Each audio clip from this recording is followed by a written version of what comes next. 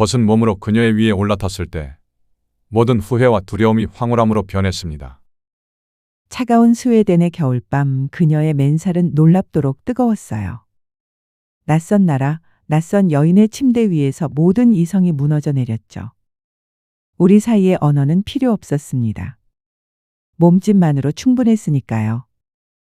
창밖의 오로라가 우리의 거친 숨소리를 감춰주었어요. 그녀의 금발이 베개 위에 흩어지고 새하얀 피부에 제 손자국이 남겨질 때마다 세상 모든 걱정이 사라졌습니다. 서로의 호흡이 뜨거워질수록 이 순간만이 전부인 것 같았죠. 한국에서의 삶, 회사, 가족, 모든 것이 머나먼 꿈처럼 느껴졌어요.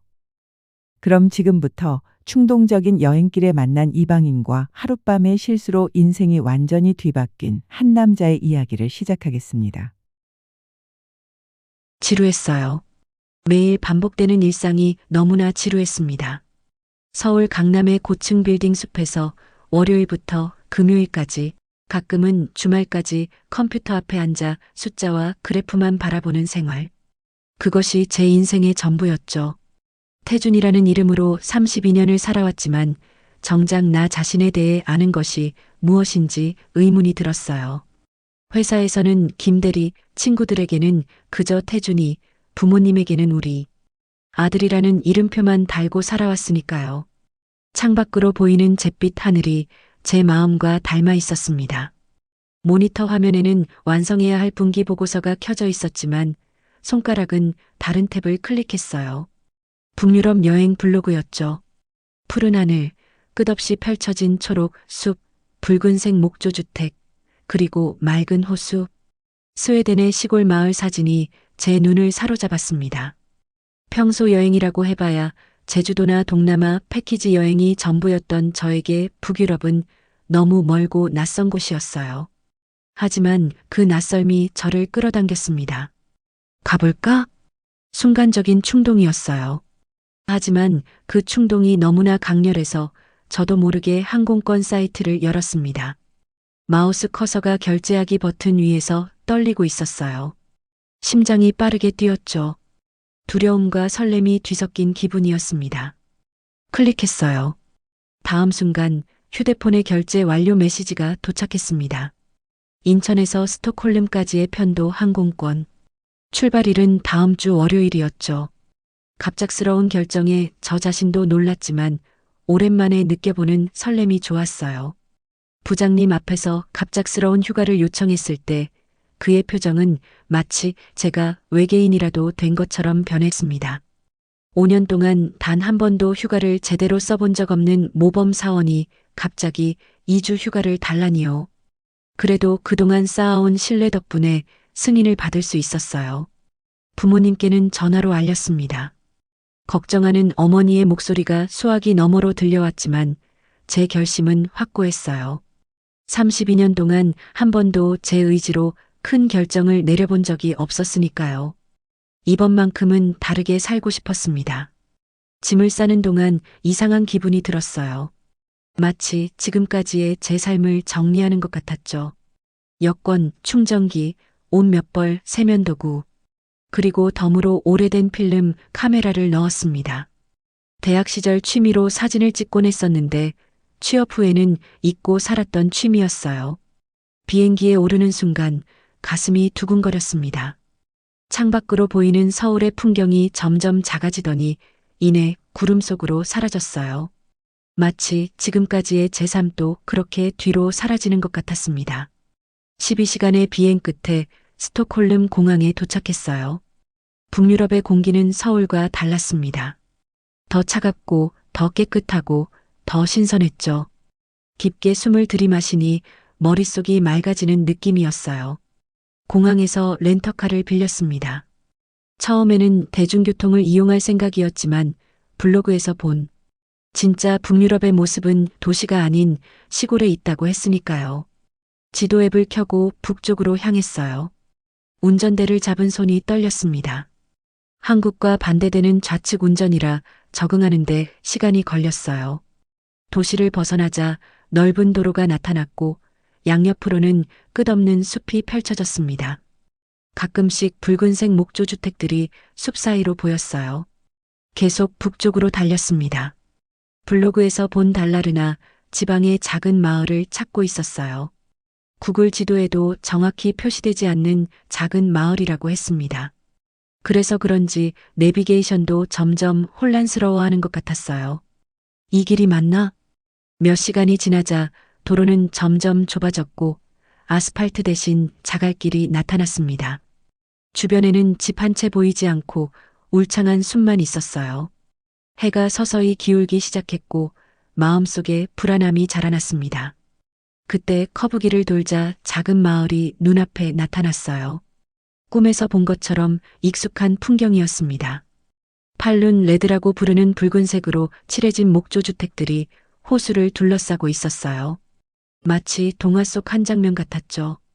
차를 세우고 내렸습니다. 발 아래 자갈이 밟히는 소리가 조용한 마을에 울려 퍼졌어요. 숙소를 구해야 했지만 호텔이나 게스트하우스는 보이지 않았습니다. 유일하게 보이는 건물은 호수가에 있는 조금 더 큰 붉은 집뿐이었어요. 주머니에서 휴대폰을 꺼냈지만 신호가 잡히지 않았습니다. 이제 와서 돌아갈 수도 없었고 해는 점점 더 낮게 기울고 있었어요.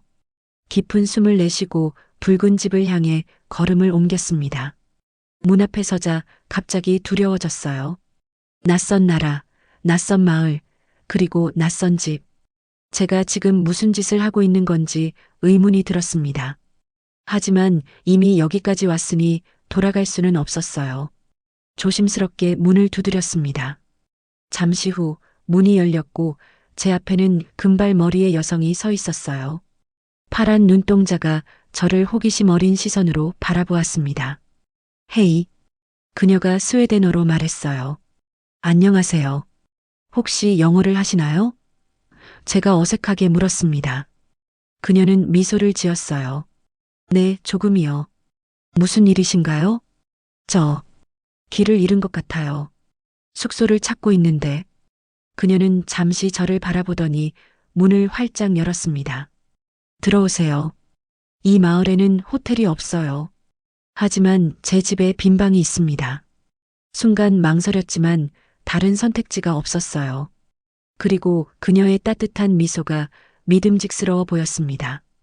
고개를 끄덕이고 집 안으로 들어섰어요. 집 안은 밖의 모습과 달리 현대적이면서도 아늑했습니다. 벽난로에는 불이 타고 있었고 나무 가구들이 공간을 따뜻하게 만들어 주었어요.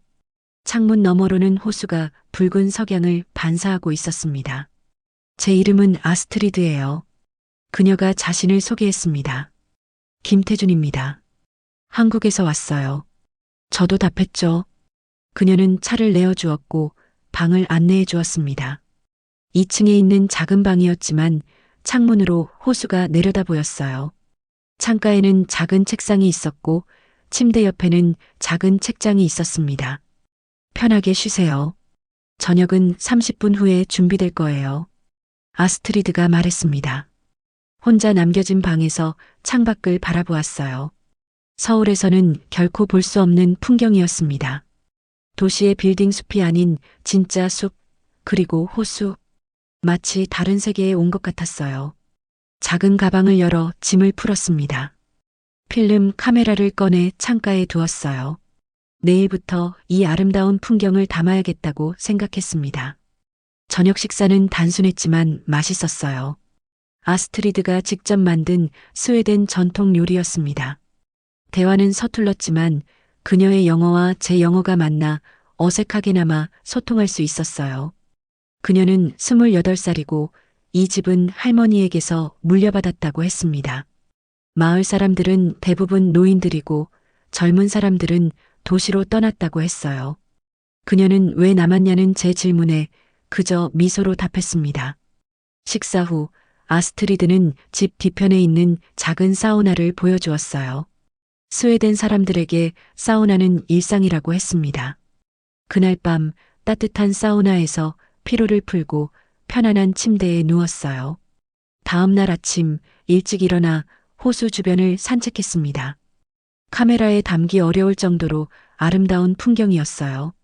마을은 생각보다 작았고 몇 분이면 한 바퀴를 돌 수 있었습니다. 돌아오는 길에 숲으로 들어가는 작은 길을 발견했어요. 호기심에 그 길을 따라 걸었습니다. 나무들 사이로 빛이 스며들어 마법 같은 분위기를 만들어냈어요. 그런데 잠시 후 길을 잃었다는 것을 깨달았습니다. 모든 방향이 똑같아 보였고 해도 구름에 가려 방향을 가늠하기 어려웠어요. 불안함이 밀려왔습니다. 1시간 정도 헤맨 후 익숙한 소리가 들렸어요. 호수의 잔잔한 물결 소리였습니다. 그 소리를 따라 걸었고 마침내 숲에서 빠져나올 수 있었어요. 호숫가에 도착하자 아스트리드가 걱정스러운 표정으로 서 있었습니다. 저를 보자 그녀의 얼굴이 환해졌어요. 그때 처음으로 느꼈습니다. 제가 이곳에 와야 했던 이유를, 먼 나라에서 온 낯선 사람에게 이토록 진심으로 걱정해주는 사람이 있다는 것이 신기했어요. 서울에서는 옆집에 누가 사는지도 모른 채 살았는데 이곳에서는 하루 만에 이런 따뜻함을 느낄 수 있었습니다. 그날 저녁 아스트리드는 제게 스웨덴어를 가르쳐 주었고 저는 그녀에게 한국어 몇 마디를 알려주었어요. 서로의 언어와 문화를 나누는 시간이 즐거웠습니다. 창밖으로 보이는 북쪽 하늘에 오로라가 춤추기 시작했어요. 푸른빛과 초록빛이 밤하늘을 수놓았습니다. 그 광경에 넋을 잃고 바라보는 저의 손을 아스트리드가 살짝 잡았어요. 그 따뜻한 손길이 제 가슴 깊은 곳까지 전해졌습니다. 서울에서의 지루했던 일상은 이미 머나먼 기억처럼 느껴졌어요. 이 순간 이곳에서 저는 진정한 제 자신을 찾아가고 있었습니다. 시간은 빠르게 흘러갔어요. 처음 계획했던 2주의 휴가는 한 달로 늘어났고 회사에는 개인 사정으로 사직서를 보냈습니다. 어머니께 전화드렸을 때 걱정스러운 목소리로 물으셨죠. 무슨 일이 있는지, 언제 돌아올 것인지. 하지만 제 마음은 이미 이곳에 머물러 있었어요. 아스트리드와 저는 매일 새로운 추억을 만들어 갔습니다. 그녀는 마을 근처에 숨겨진 명소들을 보여주었고 저는 한국에서의 이야기를 들려주었어요. 서로 다른 문화와 언어 속에서도 우리는 점점 가까워져 갔습니다. 가을이 깊어가던 어느 날 저녁이었어요. 바깥은 이미 어두워졌고 기온도 많이 떨어졌습니다. 아스트리드는 벽난로에 장작을 더 넣었고 우리는 그 앞에 나란히 앉아 따뜻한 차를 마셨어요. 불빛이 그녀의 금발과 얼굴을 부드럽게 비추었습니다. 그 순간 느꼈어요. 제가 그녀를 사랑하고 있다는 것을. 서울에서의 삶, 제 과거, 미래에 대한 불안함, 그 모든 것이 이 작은 마을에서 그녀와 함께하는 순간들 앞에서는 중요하지 않았습니다. 제 시선을 느꼈는지 아스트리드가 고개를 돌렸어요. 그녀의 파란 눈동자가 벽난로의 불빛을 반사했습니다. 무언가를 말하려는 듯 입술을 열었지만 다시 다물었어요. 대신 미소를 지었습니다. 용기를 내어 그녀의 손을 잡았어요. 차가울 줄 알았던 그녀의 손은 놀랍도록 따뜻했습니다. 말로 표현하지 않아도 우리의 마음은 이미 서로를 향해 있었어요. 조심스럽게 그녀에게 다가갔습니다. 그녀의 눈에서 동의를 읽었어요. 우리의 입술이 만났을 때 세상의 모든 소리가 멈춘 것 같았습니다. 그저 벽난로의 장작이 타닥거리는 소리와 우리의 심장 소리만 들렸어요. 그날 밤 창밖으로 오로라가 다시 나타났습니다. 아스트리드와 함께 집 뒤편 언덕에 올라가 그 장관을 감상했어요. 하늘에서 춤추는 빛의 커튼 아래에서 그녀에게 사랑한다고 말했습니다. 한국어로 그리고 서툰 스웨덴어로. 그녀는 웃으며 내 품에 안겼어요. 차가운 공기 속에서도 그녀의 체온이 저를 따뜻하게 감쌌습니다. 그 순간 확신했어요. 이곳이 제가 있어야 할 곳이라는 것을. 겨울이 왔습니다. 스웨덴의 겨울은 상상했던 것보다 훨씬 혹독했어요. 해는 잠깐 떴다가 곧 지고 대부분의 시간은 어둠 속에 잠겨 있었습니다. 하지만 아스트리드와 함께하는 시간은 그 어떤 어둠도 이길 수 있었어요. 크리스마스를 앞두고 아스트리드의 얼굴색이 안 좋아 보였습니다. 아침마다 화장실에 가는 모습이 걱정되었어요. 마을에 의사가 없어 가장 가까운 도시로 함께 가기로 했습니다. 눈이 쌓인 도로를 조심스럽게 운전하여 도시에 도착했어요. 병원에서 검사를 받은 후 의사는 미소를 지으며 축하한다고 말했습니다. 아스트리드가 임신했다는 소식이었어요. 그 말을 듣는 순간 머릿속이 하얘졌습니다. 기쁨과 두려움, 설렘과 불안함이 한꺼번에 밀려왔어요. 아스트리드의 표정도 복잡해 보였습니다. 우리는 아직 결혼도 하지 않았고 제 체류 신분도 불안정했으니까요. 병원을 나와 근처 카페에 앉았어요. 뜨거운 커피를 마시며 우리는 앞으로의 일에 대해 이야기했습니다. 아스트리드는 제 눈을 똑바로 바라보며 물었어요. 아이를 원하는지, 그리고 함께 키울 준비가 되어 있는지 망설임 없이 대답했습니다. 물론 두렵지만 이 아이는 우리의 사랑의 결실이고 저는 아스트리드와 함께 가족을 이루고 싶다고. 그녀의 눈에서 안도와 기쁨의 눈물이 흘러내렸어요. 그날 돌아오는 길에 차 안에서 많은 이야기를 나눴습니다. 한국의 부모님께 어떻게 알릴지, 결혼식은 어떻게 할지, 아이 이름은 무엇으로 지을지, 모든 것이 갑작스럽고 불확실했지만 우리의 사랑만큼은 확실했어요. 마을로 돌아와 제일 먼저 찾아간 곳은 아스트리드의 이웃집이었습니다. 마을에서 가장 나이가 많은 리사 할머니였어요. 그녀는 마을의 모든 소식을 알고 있고 또 전파하는 역할을 했죠. 우리의 소식을 들은 리사 할머니는 기쁨의 눈물을 흘리며 축하해 주셨습니다. 다음 날 마을 전체가 우리의 소식을 알게 되었어요. 작은 마을이다 보니 소문은 빠르게 퍼졌죠. 이웃들이 하나둘 찾아와 축하 인사와 함께 선물을 가져왔습니다. 아기 옷, 장난감, 그리고 직접 만든 요리들. 처음에는 낯설고 어색했지만 곧 그들의 진심 어린 축하가 느껴졌어요. 서울에서는 이웃의 얼굴도 모르고 살았는데 이곳에서는 모두가 가족 같았습니다. 부모님께 전화로 소식을 전했어요. 처음에는 놀라시고 걱정하셨지만 제 목소리에서 행복을 느끼셨는지 곧 축하해 주셨습니다. 어머니는 아이가 태어나면 꼭 보러 오시겠다고 하셨어요. 겨울이 지나고 봄이 왔습니다. 아스트리드의 배는 점점 불러왔고 저는 집 주변을 아이에게 안전한 공간으로 만들기 위해 열심히 일했어요. 마을 남자들이 도와주었고 여자들은 아스트리드에게 임신과 출산에 관한 조언을 해주었습니다.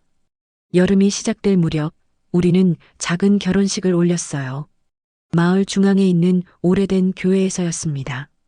정식 결혼식이라기보다는 마을 사람들과 함께하는 축하 파티에 가까웠어요. 아스트리드는 흰 원피스를 입고 꽃으로 만든 화관을 썼습니다. 그 어떤 웨딩드레스보다 아름다웠어요.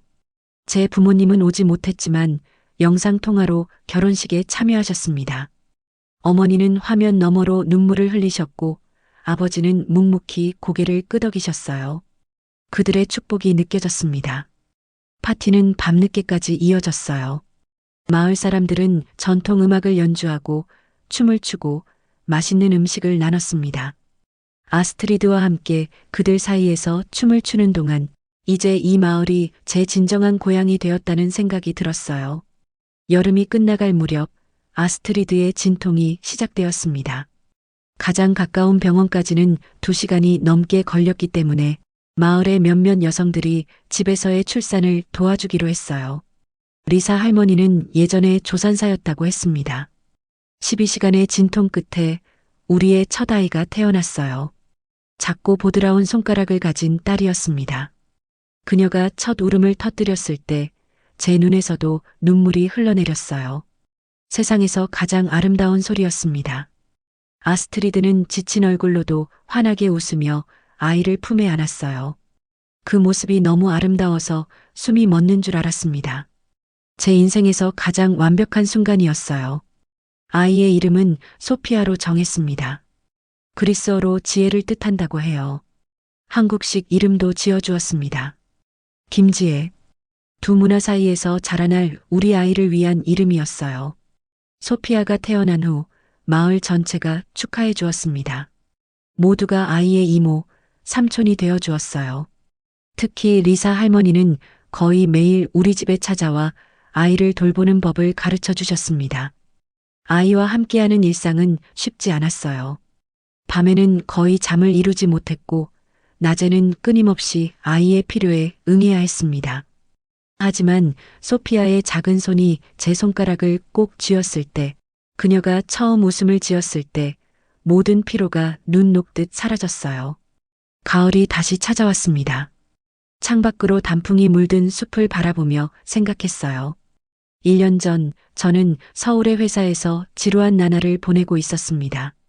그리고 지금 저는 스웨덴의 작은 마을에서 사랑하는 아내와 딸과 함께 새로운 삶을 살고 있었어요. 인생은 참 예측할 수 없는 것이구나 싶었습니다. 때로는 충동적인 결정 하나가 삶의 방향을 완전히 바꿔놓기도 하니까요. 아스트리드를 만나지 않았다면, 소피아가 태어나지 않았다면 저는 어떤 삶을 살고 있었을까요? 소피아의 작은 웃음소리가 들려왔어요. 아스트리드가 그녀를 안고 제게 다가왔습니다. 두 사람을 품에 안았어요. 이제 그들은 제 전부였습니다. 제 삶의 의미였고 제가 지켜야 할 가장 소중한 보물이었어요. 창밖으로 첫눈이 내리기 시작했습니다. 소피아의 첫 겨울이 시작되고 있었어요.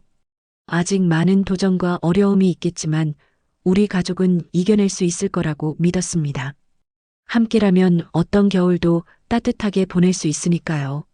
소피아가 두 돌을 맞이했을 때 아스트리드는 다시 입덧을 시작했습니다. 처음엔 단순한 감기라고 생각했어요. 하지만 증상이 지속되자 우리는 알게 되었습니다. 두 번째 아이를 가진 거예요. 기쁨과 두려움이 동시에 찾아왔습니다. 소피아만으로도 우리의 삶은 이미 충분히 바빴어요. 그리고 재정적인 부분도 걱정이었죠. 스웨덴의 작은 마을에서 한국인 남편으로서 안정적인 수입을 얻는 일은 쉽지 않았으니까요.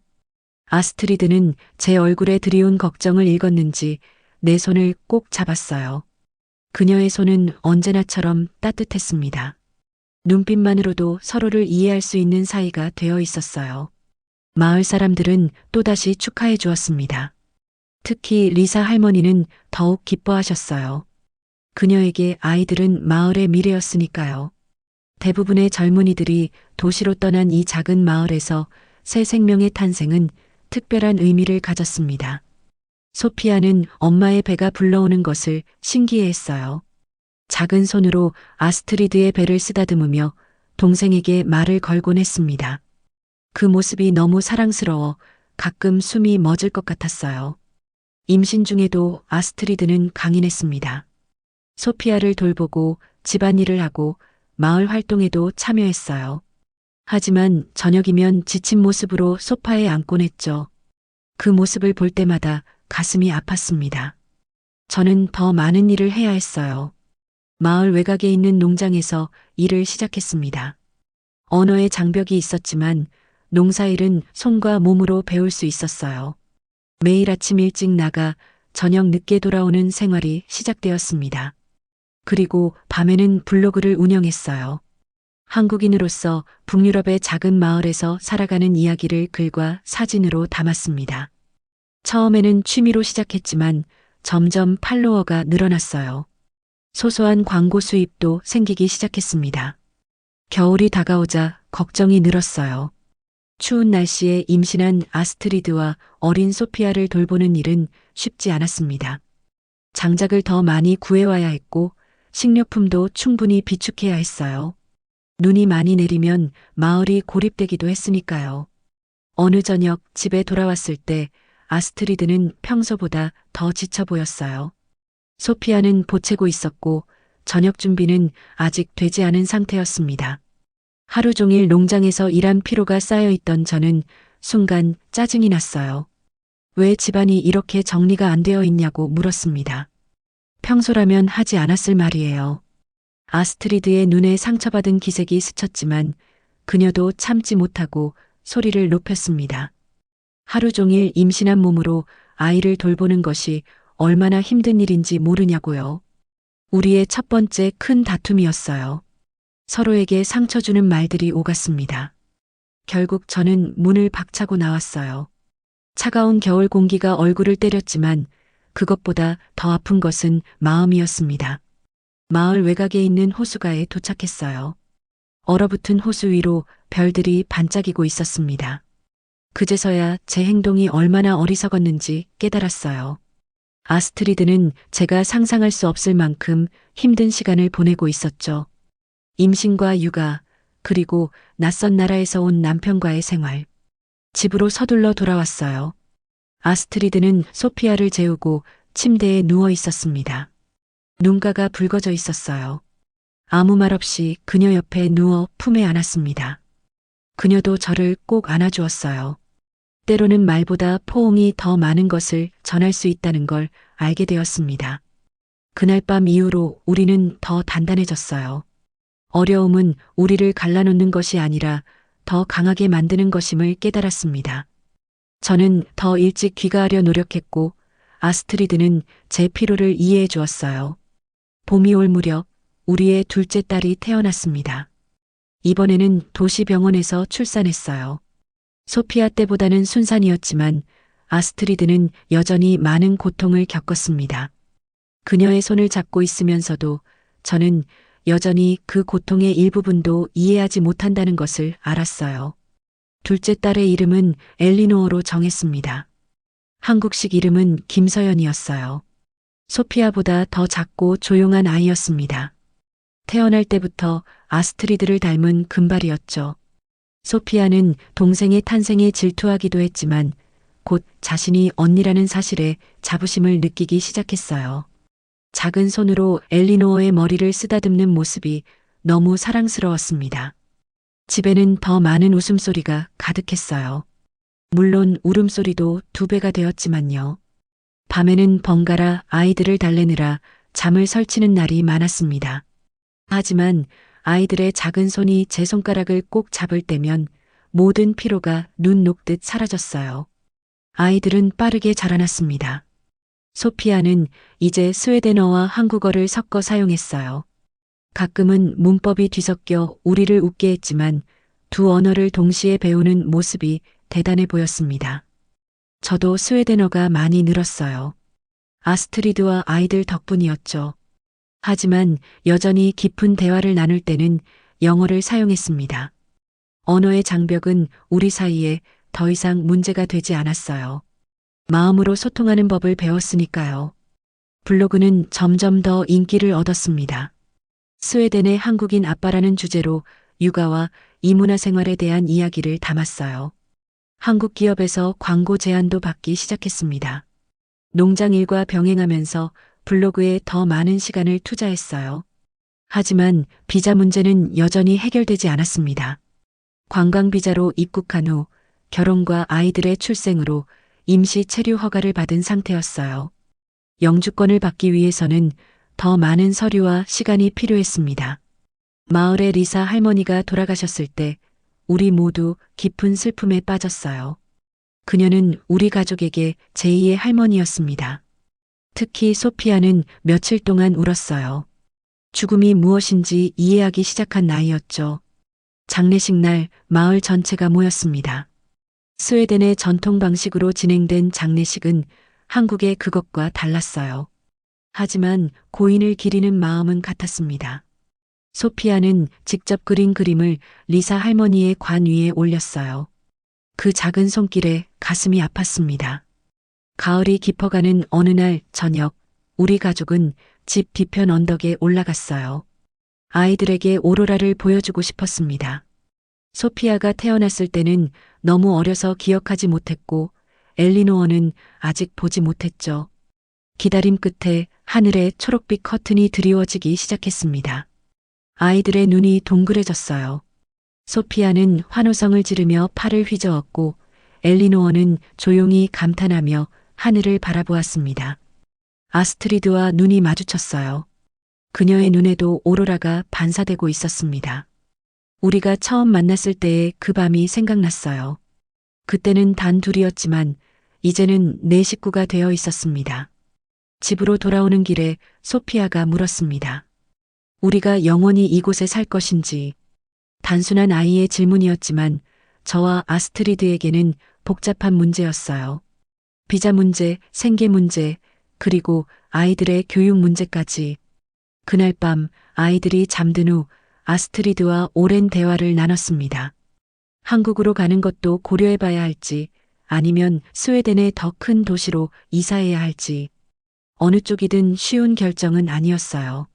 농장일은 안정적이지 않았고 블로그 수입만으로는 가족을 부양하기 힘들었습니다. 아이들이 자라면서 더 많은 교육 기회가 필요했고 의료 서비스도 도시가 더 나았어요. 하지만 이 마을은 우리의 첫 만남부터 가족이 된 모든 순간을 간직한 곳이었습니다. 소피아와 엘리노어가 태어나고 첫걸음을 뗀 곳이었고 이웃들은 이미 우리 가족의 일부가 되어 있었어요. 창밖으로 눈이 내리기 시작했습니다. 또 한 번의 겨울이 찾아오고 있었어요. 불확실한 미래 앞에서 우리는 서로를 더 꽉 껴안았습니다. 어떤 결정을 내리든 우리 네 식구가 함께라면 그것이 바로 집이라는 것을 알았기 때문이에요. 소피아와 엘리노어의 평온한 숨소리가 집안을 채웠습니다. 창가에 앉아 눈 내리는 마을을 바라보며 생각했어요. 인생은 예측할 수 없는 여정이지만 지금 이 순간만큼은 완벽하다고. 내일의 걱정은 내일로 미루고 오늘 우리 가족이 함께 있다는 것에 감사했습니다. 엘리노어가 3살이 되던 해봄, 아스트리드의 얼굴색이 좋지 않았어요. 아침마다 화장실에 오래 머무는 모습이 눈에 띄었습니다. 처음에는 단순한 감기라고 생각했죠. 하지만 그 증상이 지속되자 우리는 서로를 바라보았어요. 말하지 않아도 알 수 있었습니다. 3번째 아이를 가진 거예요. 병원에서 확인받은 날 차 안에서 우리는 한동안 말이 없었습니다. 2 아이만으로도 우리의 작은 집은 이미 충분히 북적였어요. 재정적인 부담도 커질 테고 아스트리드의 건강도 걱정이었죠. 여전히 비자 문제도 완전히 해결되지 않은 상태였고요. 집에 돌아와 소피아와 엘리노어에게 동생이 생길 거라고 말했어요. 소피아는 환호성을 질렀지만 엘리노어는 표정이 어두워졌습니다. 아직 막내였던 그녀에게는 받아들이기 어려운 소식이었나 봐요. 마을 사람들의 반응은 예상과 달랐습니다. 축하보다는 걱정의 눈빛이 더 많았어요. 이미 2 아이를 키우는 것도 쉽지 않은데 셋째라니, 게다가 외국인 남편의 비자 문제도 있는데. 그들의 속삭임이 들려왔습니다. 아스트리드의 입덧은 전보다 심했어요. 소피아와 엘리노어를 가졌을 때보다 더 힘들어 보였습니다. 얼굴은 창백했고 쉽게 지쳐했어요. 병원에서는 나이가 들수록 임신이 더 힘들 수 있다고 했습니다. 아스트리드는 이제 35이었어요. 가장으로서 책임감이 더 무거워졌습니다. 농장일과 블로그 활동만으로는 부족했어요. 인근 도시의 한국 레스토랑에서 주말 아르바이트도 시작했습니다. 그곳 사장님은 제 상황을 이해해 주셨고 비록 몇 시간이지만 일할 기회를 주셨어요. 매일 새벽에 일어나 늦은 밤에 돌아오는 생활이 계속되었습니다. 피곤함이 쌓여갔지만 아스트리드와 아이들의 얼굴을 생각하면 힘이 났어요. 그들은 제 삶의 이유였으니까요. 임신 5개월 차에 아스트리드가 갑자기 복통을 호소했어요. 한밤중이었고 가장 가까운 병원까지는 2시간이 걸렸습니다. 이웃에게 부탁해 아이들을 맡기고 서둘러 차를 몰았어요. 가슴이 터질 듯이 뛰었습니다. 아이를 잃는 건 아닐까 하는 두려움에 손이 떨렸어요. 다행히 병원에 도착했을 때는 안정을 찾았습니다. 의사는 과로와 스트레스로 인한 일시적인 증상이라고 했어요. 하지만 앞으로 절대적인 안정이 필요하다고 강조했습니다. 그날 밤 병원 의자에서 잠든 저는 꿈에서 아버지를 만났어요. 아버지는 아무 말씀도 하지 않으셨지만 어깨를 토닥여 주셨습니다. 눈을 떴을 때 눈물이 흐르고 있었어요. 집으로 돌아온 후 아스트리드는 거의 침대에서만 지내야 했습니다. 모든 집안일은 제 몫이 되었어요. 아침에 아이들을 깨우고 아침 식사를 준비하고 소피아를 마을의 작은 학교에 데려다주고 엘리노어와 놀아주고 청소하고 빨래하고, 그리고 틈틈이 아스트리드를 돌봐야 했죠. 일과 육아, 집안일을 모두 하는 것은 정말 힘들었어요. 가끔은 화가 나기도 했습니다. 왜 우리에게 이런 상황이 닥친 건지, 왜 더 준비되지 않은 상태에서 셋째를 갖게 된 건지, 그런 생각이 들 때면 죄책감이 밀려왔어요. 아이는 선물인데 이런 생각을 하다니. 어느 날 저녁, 너무 지친 상태로 집에 돌아왔을 때 아스트리드와 심한 다툼이 있었습니다. 사소한 일로 시작됐지만 쌓여있던 스트레스가 폭발했어요. 서로에게 상처되는 말을 했습니다. 아스트리드는 눈물을 흘리며 제가 한국으로 돌아가고 싶은 거냐고 물었어요. 그 말에 가슴이 찢어지는 것 같았습니다. 소피아가 방에서 나와 우리를 보고 울기 시작했어요. 그제서야 정신이 들었습니다. 아이들 앞에서 이런 모습을 보여선 안 되는데 소피아를 안아주고 괜찮다고 달래주었어요. 그리고 아스트리드에게 사과했습니다. 그녀도 제 손을 잡았어요. 우리는 함께 이겨내야 했습니다.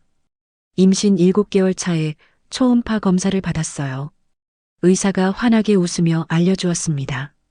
이번엔 아들이라고. 소식을 들은 순간 가슴이 벅차올랐어요. 두 딸도 너무 사랑하지만 아들을 갖게 된다는 사실에 왠지 모를 설렘이 있었습니다. 집에 돌아와 소피아와 엘리노어에게 동생이 남자아이라고 알려주었어요. 소피아는 신이 났지만 엘리노어는 여전히 시큰둥했습니다. 그래도 점점 동생의 탄생을 받아들이기 시작한 것 같았어요. 엄마의 배에 귀를 대고 동생에게 말을 걸기도 했으니까요. 출산 예정일이 다가올수록 아스트리드의 상태는 불안정해졌습니다. 혈압이 높아져 입원해야 했어요. 마을에서 가장 가까운 병원에 일주일간 머물렀습니다. 아이들은 이웃들이 돌봐주었어요. 그들의 도움이 없었다면 정말 어려웠을 겁니다. 출산 당일 아스트리드는 12시간의 진통 끝에 제왕절개를 받았어요. 수술실 앞에서 기다리는 동안 제 심장은 터질 듯이 뛰었습니다. 이전과는 다른 불안함이 있었어요. 이미 2번의 출산을 경험했지만 이번엔 더 위험해 보였으니까요. 마침내 의사가 나와 아들의 탄생을 알려주었습니다. 하지만 그의 표정은 밝지 않았어요. 아이가 예상보다 작고 호흡에 약간 문제가 있다고 했습니다. 신생아 집중치료실에 있어야 한다고요. 세상이 무너지는 것 같았어요. 작은 유리 상자 안에 누워있는 아들을 처음 보았을 때 가슴이 찢어졌습니다. 너무 작고 연약해 보였어요. 온몸에 관이 연결되어 있었고 작은 얼굴은 산소 마스크로 가려져 있었습니다. 그의 작은 손가락이 꼼지락거렸어요. 살아있다는 증거였습니다. 아스트리드는 회복실에서 눈물을 흘렸어요. 아이를 품에 안지 못하고 사진으로만 봐야 했기 때문이었죠. 그녀의 손을 잡고 괜찮을 거라고 안심시켰지만 제 목소리도 떨리고 있었습니다. 일주일이 지나고 아들의 상태는 안정되었어요. 마침내 아스트리드가 그를 안을 수 있게 되었습니다. 그녀의 눈에서 흐르는 행복의 눈물을 보며 저도 울컥했어요. 우리 아들의 이름은 윌리엄으로 정했습니다. 한국 이름은 김민준이었어요. 한 달 후에야 윌리엄을 집으로 데려올 수 있었습니다. 소피아와 엘리노어는 조심스럽게 동생을 살펴보았어요.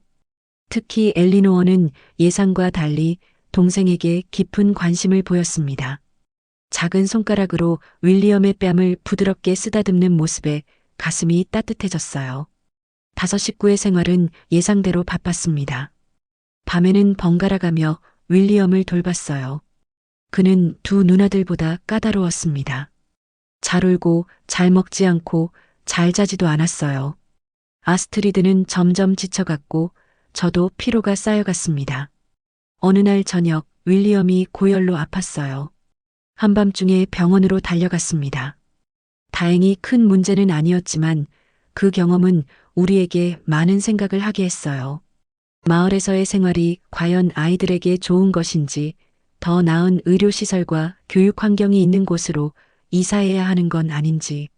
소피아는 이제 학교에 다니기 시작했어요. 마을의 작은 학교였지만 점점 더 많은 교육 기회가 필요해졌습니다. 그녀는 음악에 재능을 보였고 엘리노어는 그림 그리기를 좋아했어요. 이런 재능을 키워줄 환경이 마을에는 부족했습니다. 주말에 가족회의를 열었어요. 물론 윌리엄은 아직 참여할 수 없었지만요.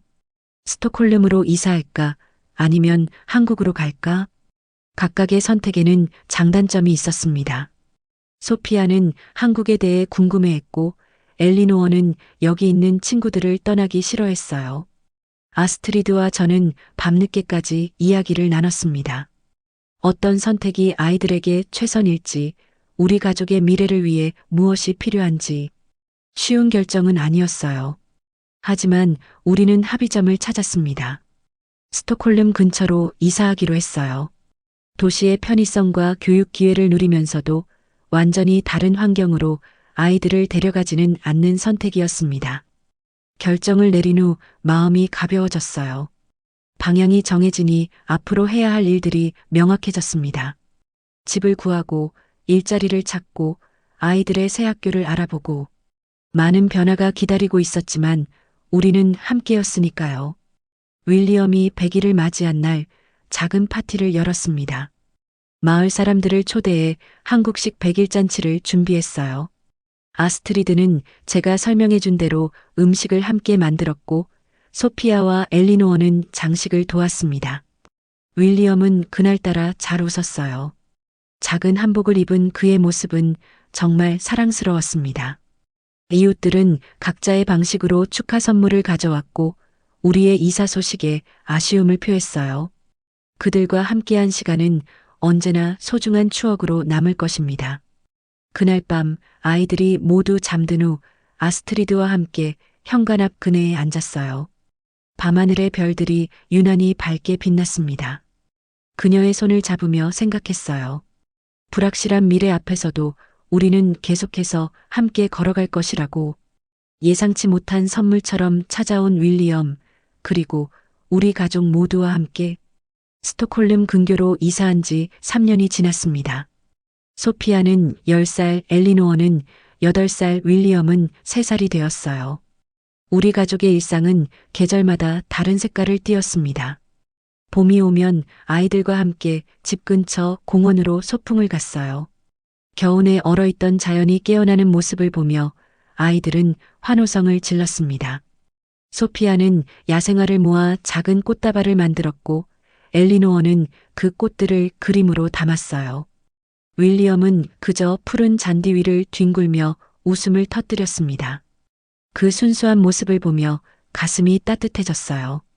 여름이면 우리는 주말마다 바다로 향했습니다. 스웨덴의 여름은 짧지만 그 아름다움은 어느 곳보다 강렬했어요. 아이들은 차가운 바닷물에 발을 담그며 깔깔거렸고 아스트리드와 저는 그들을 지켜보며 행복한 미소를 나눴습니다. 때로는 옛 마을로 돌아가 이웃들을 방문하기도 했어요. 그곳은 여전히 우리 마음의 고향이었으니까요. 가을은 우리 가족이 가장 좋아하는 계절이었습니다. 단풍이 물든 숲을 산책하며 아이들은 알록달록한 나뭇잎을 모았어요. 집에 돌아와서는 그 나뭇잎으로 작품을 만들었습니다. 벽에 걸린 그들의 작품을 볼 때마다 미소가 지어졌어요. 저녁에는 따뜻한 벽난로 앞에 모여 이야기를 나누었습니다. 소피아는 학교에서 배운 것들을 자랑스럽게 들려주었고 엘리노어는 새로 그린 그림을 보여주었어요. 윌리엄은 아직 말을 많이 하지 못했지만 표정과 몸짓으로 자신의 하루를 표현했습니다. 겨울이 찾아오면 우리는 집안에서 더 많은 시간을 보냈어요. 창밖으로 내리는 눈을 바라보며 따뜻한 코코아를 마시는 것은 작은 행복이었습니다. 크리스마스 때는 직접 트리를 장식하고 선물을 준비했어요. 소피아는 이제 산타의 존재를 의심했지만 동생들을 위해 비밀을 지켰습니다. 그녀의 그런 모습이 얼마나 자랑스러웠는지 몰라요. 일상 속에서도 특별한 순간들이 많았습니다. 소피아가 학교 음악 발표회에서 바이올린을 연주했을 때, 엘리노어의 그림이 지역 아동 미술 전시회에 선정되었을 때, 윌리엄이 처음으로 새 발자전거를 탔을 때, 그 모든 순간이 가슴속에 따뜻하게 남아있어요. 아이들은 놀라운 속도로 자라났습니다. 소피아는 이제 한국어와 스웨덴어를 완벽하게 구사했고 영어도 꽤 능숙했어요. 그녀는 종종 통역사 역할을 했죠. 엘리노어는 언어보다는 예술적 표현에 더 관심이 많았습니다. 그녀의 그림에는 한국과 스웨덴의 문화가 독특하게 섞여 있었어요. 윌리엄은 태어날 때의 건강 문제를 모두 극복하고 활발한 아이로 자랐습니다. 그는 두 누나를 따라다니며 모든 것을 배우려 했어요. 제 부모님과는 매주 영상 통화를 했습니다. 처음에는 기술적인 문제로 어려움이 있었지만 이제는 익숙해지셨어요. 어머니는 항상 아이들의 성장을 보며 눈물을 글썽이셨고 아버지는 묵묵히 고개를 끄덕이셨습니다. 그분들이 손주들을 직접 안아보지 못한다는 사실이 늘 마음에 걸렸어요. 한국 방문 계획을 세우기 시작했습니다. 아이들이 조금 더 크면 함께 한국을 방문하여 그들의 뿌리를 보여주고 싶었어요. 소피아는 이미 서울 지도를 공부하며 가보고 싶은 곳들을 표시해 두었습니다. 엘리노어는 한국의 전통 미술에 관심을 보였고 윌리엄은 그저 비행기 타는 것에 신이 났어요. 직장에서의 생활도 안정되었습니다. 스톡홀름의 한국문화원에서 일하게 되었어요. 한국어 강좌를 가르치고 문화 행사를 기획하는 일이었습니다. 제 경험과 배경이 오히려 장점이 된 거죠. 블로그 활동도 계속했어요. 북유럽에서 자라는 한국 마이너스 스웨덴 아이들이라는 주제로 더 많은 관심을 받게 되었습니다. 아스트리드는 지역 도서관에서 일을 시작했어요. 아이들 학교 시간에 맞춰 파트타임으로 일했습니다. 그녀는 책을 사랑했고 특히 어린이 도서 섹션을 담당하게 되어 기뻐했어요. 가끔은 한국 동화를 스웨덴어로 번역하는 프로젝트에 참여하기도 했습니다. 우리의 집은 문화의 융합이 이루어지는 공간이었어요. 부엌에서는 김치와 스웨덴 미트볼이 함께 요리되었고 거실에서는 한국 드라마와 스웨덴 영화가 번갈아 상영되었습니다. 아이들의 방에는 한글과 스웨덴어 알파벳이 함께 걸려 있었어요. 이런 환경에서 자라는 아이들은 자연스럽게 두 문화를 모두 받아들였습니다. 하지만 항상 쉬운 것만은 아니었어요. 가끔 아이들은 정체성에 혼란을 느꼈습니다. 특히 소피아는 학교에서 자신이 어디에 속하는지 고민하기 시작했어요. 한국인도 아니고 완전한 스웨덴인도 아닌 자신의 위치가 불편할 때가 있다고 했습니다. 그럴 때마다 우리는 가족 회의를 열어 솔직하게 이야기를 나눴어요.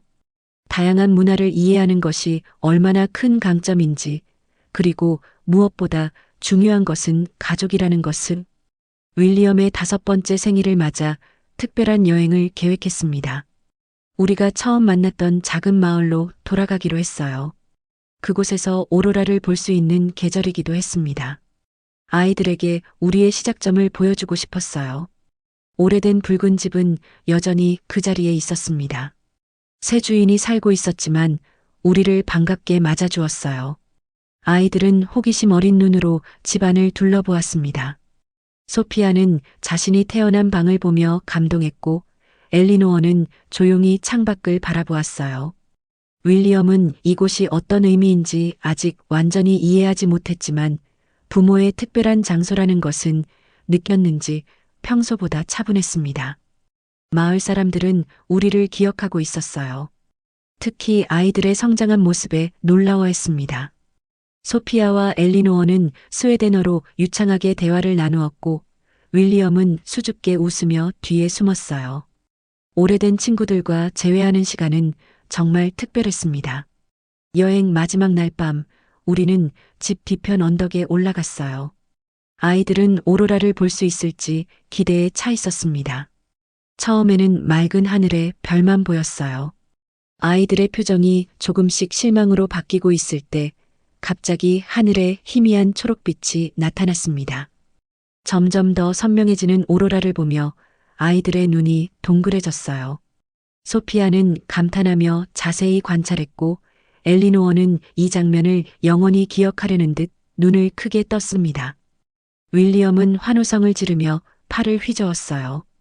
그들의 순수한 반응에 가슴이 벅차올랐습니다. 아스트리드와 눈이 마주쳤어요. 그녀의 눈에도 오로라가 반사되고 있었습니다. 10년 전 이곳에서 처음 만났던 그날이 생각났어요. 그때는 서로 언어도 통하지 않던 두 사람이었는데 이제는 새 아이의 부모가 되어 다시 이곳에 서 있었습니다. 오로라 아래에서 아스트리드의 손을 잡았어요. 그녀의 손은 여전히 따뜻했습니다. 우리 사이에 많은 말이 오갈 필요는 없었어요. 지난 10년의 여정, 함께 겪은 기쁨과 슬픔, 그리고 앞으로 함께할 날들. 그 모든 것이 우리의 눈빛 속에 담겨 있었습니다. 아이들이 우리에게 달려와 안겼어요. 5 식구가 하나로 모여 오로라를 바라보았습니다. 문화와 언어의 차이를 넘어 우리는 하나의 가족이었어요. 이곳에서 시작된 우리의 이야기는 계속해서 새로운 페이지를 써내려가고 있었습니다. 집으로 돌아가는 길, 차 안에서 아이들은 하나둘 잠이 들었어요. 백미러로 그들의 평화로운 얼굴을 바라보며 감사함이 밀려왔습니다. 처음 스웨덴에 왔을 때는 상상조차 하지 못했던 이 행복이 이제는 제 삶의 전부가 되어 있었으니까요. 스톡홀름의 집에 도착해 잠든 아이들을 각자의 방에 눕히고 아스트리드와 함께 부엌에 앉았어요. 따뜻한 차를 마시며 여행의 추억을 나눴습니다. 그리고 앞으로의 계획도 이야기했어요. 내년에는 드디어 한국을 방문하기로 했습니다. 아이들에게 제 고향을 보여주고 부모님께 손주들을 안겨드릴 생각에 가슴이 설렜어요. 창밖으로 별이 빛나는 밤하늘을 바라보았습니다. 스웨덴의 밤하늘은 여전히 신비로웠어요. 10년 전 그 우연한 만남이 없었다면 제 인생은 어떻게 달라졌을까요? 서울의 회사에서 여전히 지루한 나날을 보내고 있었을까요? 아니면 다른 길을 찾아 떠났을까요? 알 수 없는 일이지만 한 가지는 확실했어요. 지금 이 순간 저는 제가 있어야 할 곳에 있다는 것, 제가 사랑하는 사람들과 함께 있다는 것, 그것이 진정한 집의 의미였습니다. 침실에 들어가기 전 아이들의 방을 한 번 더 들여다보았어요. 소피아는 책을 끌어안고 자고 있었고 엘리노어는 여행에서 그린 스케치북을 베개 삼아 잠들어 있었습니다. 윌리엄은 작은 몸을 동그랗게 말고 깊은 숨을 내쉬고 있었어요. 그들의 평화로운 모습에 미소가 지어졌습니다.